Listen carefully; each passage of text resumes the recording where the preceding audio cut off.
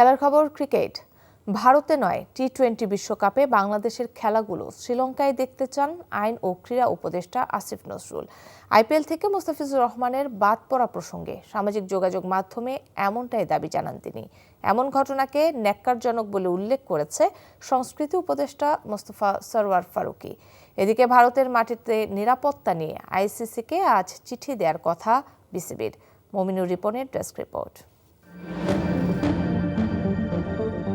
ভারতীয় ক্রিকেট বোর্ডের নির্দেশনায় কলকাতা নাইট রাইডার্স থেকে মোস্তাফিজুর রহমানকে বাদ দেয়ায় বাংলাদেশ ভারত সম্পর্ক অবনতিতে যোগ হয়েছে নতুন মাত্রা।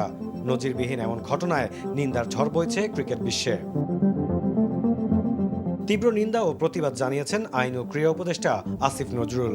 সামাজিক যোগাযোগ মাধ্যমে এক বার্তায় তিনি বলেছেন, যেখানে বাংলাদেশের একজন ক্রিকেটার চুক্তিবদ্ধ হওয়া সত্ত্বেও ভারতে খেলতে যেতে পারে না, সেখানে বাংলাদেশের গোটা ক্রিকেট টিমের বিশ্বকাপ খেলতে যাওয়া নিরাপদ মনে হয় না।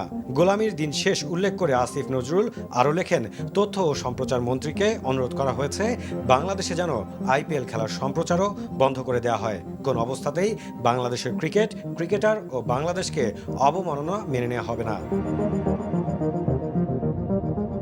আসিফ নজরুলের সঙ্গে একমত প্রকাশ করে এমন ঘটনাকে ন্যাক্কারজনক হিসেবে উল্লেখ করেন সংস্কৃতি উপদেষ্টা মোস্তফা সরওয়ার ফারুকী। এই ঘটনায় দেশের নাগরিকরা ঘৃণার রাজনীতি দেখছেন বলে উল্লেখ করে তিনি প্রশ্ন তোলেন, আগামীতে বাংলাদেশের ক্রিকেট কিংবা ফুটবল দল ভারতের মাটিতে কতটা নিরাপদ। আইপিএলের সম্প্রচার বাংলাদেশে বন্ধ করার পক্ষেও মত দিয়েছেন তিনি। এদিকে আইসিসির কাছে 3 বিষয়ে চিঠি দিতে যাচ্ছে বিসিবি। শনিবার রাতে জরুরি বোর্ড মিটিংয়ে উপস্থিত 17 জন পরিচালকদের মতামতের ভিত্তিতে এমন সিদ্ধান্ত নেওয়া হয়।